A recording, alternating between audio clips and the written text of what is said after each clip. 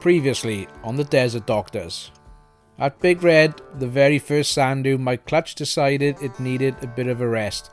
We adjusted it back into life and decided to do a few more hours into the Simpson Desert to see how it went. Grant bailed out soon after with a damaged ankle and exhaustion and headed back to Birdsville. We crossed Air Creek and I lost my bike jacket all before 4 o'clock. So go back and watch the previous episode to watch all the drama unfold if you haven't already, and don't forget to click the logo at the bottom right of your screen to subscribe. Now that we had got to Camp Poeppel just on the other side of Air Creek, we had a decision to make. Do we be cautious and head back to Birdsville, or do we carry on into the unknown? We debated this for around 10 seconds and once again decided to send it. Me and Pado are just too dull to make sensible decisions.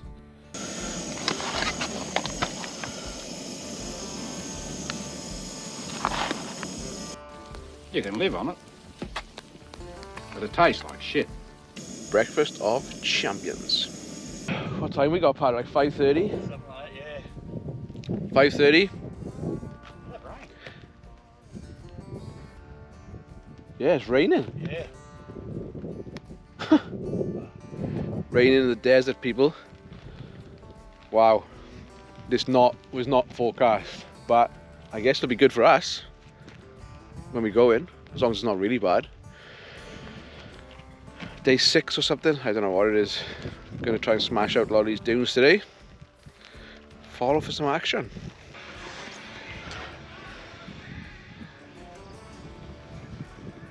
Ooh, Rhonda! Beautiful sunrise! Beautiful breakfoot! Alright, just packing up. Actually fully packed up for the day now. Ready to start this adventure. Thought I'd give you a quick rundown on the fuel situation. So I've got 20 litre, well they advertise as 17 litre tanks, right? But I've put like 22 in there before. So I'm calling it a 20 at least. 20 litre tank there. And I've got two 10 litre liquid containment fuel bladders, which are really good quality fuel bladders.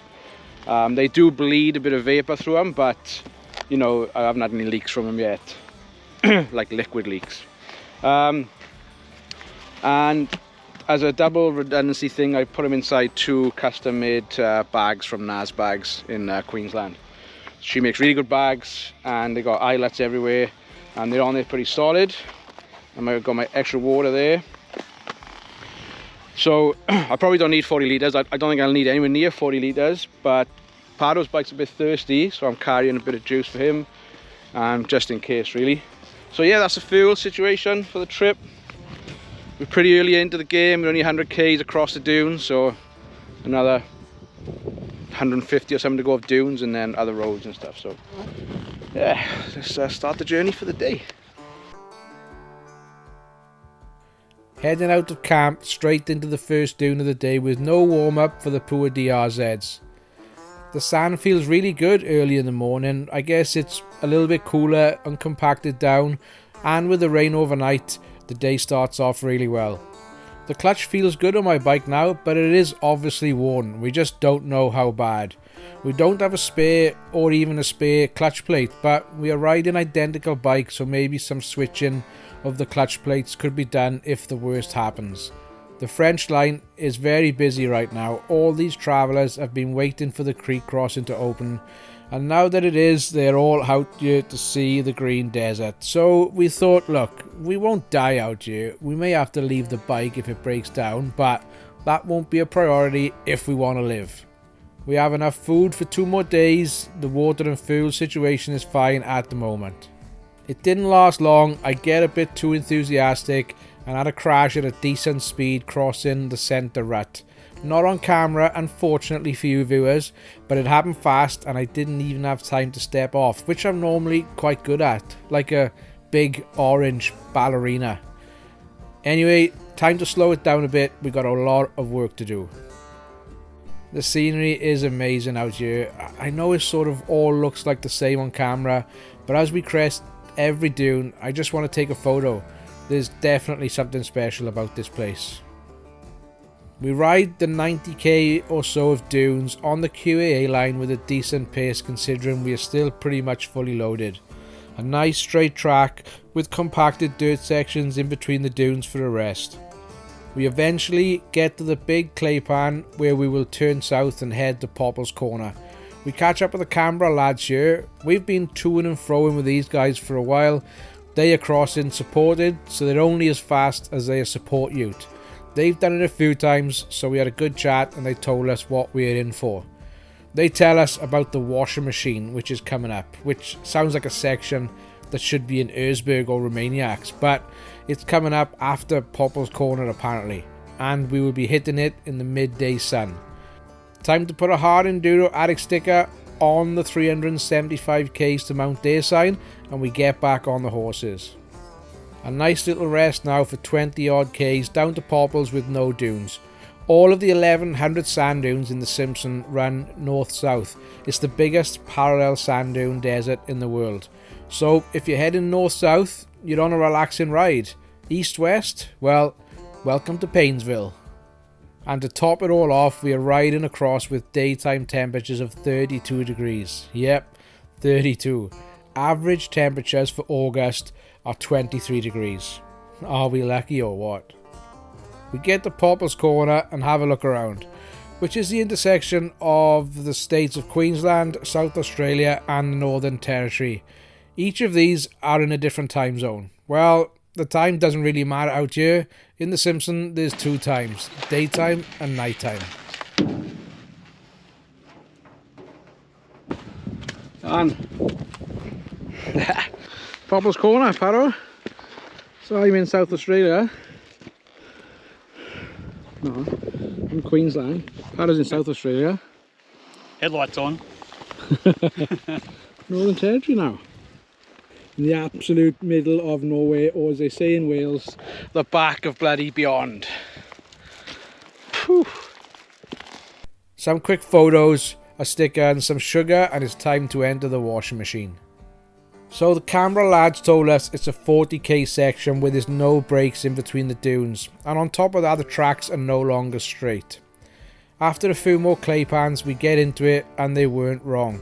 Just a really windy track with no run up for the dunes makes it entertaining. I start to have some great fun. Tossing the bike around, dab here, dab there. Maybe a bit too much fun as I look back and Pado is nowhere to be seen. I turn around, which is a bit of a mission on these big beasts, and I went back to check up on him. He'd come off and had to unpack the bike to get it upright. My bad, you should never ever leave your wingman. Karma quickly got me though, and I got back to my bike and I saw a wet seat. My bladder in my backpack had burst. Maybe on the fall earlier, I don't know. I lost a few litres, got my spare bladder set up. The hits just keep on coming. We got going again and I sent Pado out in front. I could really see you starting to struggle with the loading of the bike. Not so much the general weight but the balance. He's got the bigger 30 litre tank on the front and he told me it's making a real difference in a bad way. So he just sort of started to leave it empty and keep the excess fuel in his bladder on the back of the bike. It's really hard to ride at another rider's pace in the sand, both faster or slower. You just lose your rhythm and end up riding all over the place. Now, me and Pado have been riding together for nearly 20 years, and we sort of have this ability to know what's going on without saying too much to each other. I knew he's starting to struggle at this point, but I also knew the earlier we call it today, the harder tomorrow's day will be. We are still in the washing machine at this stage, and we are 300 k's from getting out to this desert. We just had to carry on and smash out some more k's. To top it all off for Pado, his bike was starting to play up. It was misfiring with a probable carby blockage, and he also had to start adjusting his clutch. His was wearing out too. A real bad combination. He needed to use the clutch because of the carby problem, but now he was trying to avoid it, so he was having to ride up the dunes in first gear, sort of paddling and using precious energy. We stopped for a well-earned break. There's no sign of it ending. We topped up the bikes and talked about the issues. Pado was wrecked at this point and I was getting low on water. I got out the sat phone, I texted my brother and asked him for a weather update. There was no let up. It was going to be 32 degrees again tomorrow. Just what we needed. I also made contact with Grant. His leg was too bad to carry on and he decided to go home, riding the 2,000 Ks back to Brisbane solo. Hard call to make, but the right one. Simpson is just not the place to have an injury before you even start. Alright, first fuel up of the trip. Just put 10 litres in. Didn't touch the sides. Oh, these flies are crazy. Jesus, hot as today, people. 32 degrees, unseasonably hot. Drinking more water than we thought. I think we should be right though. Let's carry on. Back on the bikes now for as long as Paro can last. I knew he was in pain. I'd never seen him this worn out before, but we had to keep on trucking. He wasn't saying too much, but I could hear him, and then his cramp started, the first sign of heat exhaustion. I got out some of my special Romanian cramp powder that includes many ingredients that you can't understand, and got a few sachets into him. They worked a treat, and we got on our merry way. We carried on for about 10 more Ks and he finally said it. I am done, Burns. I cannot ride another meter. We pulled off the track and found the nearest tree. He didn't even take his gear off and collapsed under a tree and slept for an hour. We had done 160 Ks, a massive day in the toughest part of the Simpson, but it still leaves us with 260 to do tomorrow.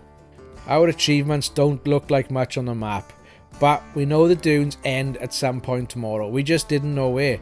The maps say around Puny Bore, which is 160 Ks away. Hopefully they end earlier than that, or we will definitely be going into a 4th day out here. I went to top up my camelback for the next day, and my other bladder, which I store on the back of the bike, had worn through from all the bouncing. It was leaking everywhere. Luckily, some campers pulled up next to us for the night. They saw the state we were in, and in true Australian style, they did the right thing and offered us a beer. Me and Paro looked at each other and said thanks, but one beer just ain't gonna cut it. They filled my camelback up with water instead, and that should get me through. That could have been our last beer, I told Paro. Did we just waste our last beer? Hopefully not. We got set up and waited for the sun to go down so the flies went away so we could eat. I'll leave you guys with the outro and we'll catch you on the next episode of the Desert Doctors. Will we get out of this sand pit tomorrow, or will it have to go into a 4th day? Well, I guess you're going to have to tune in and find out. Well folks, we are smack bang in the middle of nowhere. That way, 270 Ks, Mount Day. That way, 270 Ks, Birdsville. That way, I don't know. The Plenty Highway is probably the nearest road. And then that way, south. What's down there? Nothing for a long, long time. Crazy, crazy. This is the Simpson Desert. Check out the flies. Great. Day 2 in the desert done, folks. That was a tough old day, that one. We did 160 Ks, I think we did. Slow going in some parts. Started off not too bad and then went through the washing machine, as they call it. That was pretty tough. And Poppel's Corner, across the salt flats. Now we camped up at the start of the French line. Well, not the start, about 20-30 Ks in, I think. So we got another 130 Ks of dunes to do tomorrow. And then another 130 Ks after that of road or some kind of road to Dalhousie and Mount Day. Yeah, we both wrecked. Big day, couple of crashes here and there, nothing major. Flies are super bad, so we'll catch you in the morning for the next episode. See ya.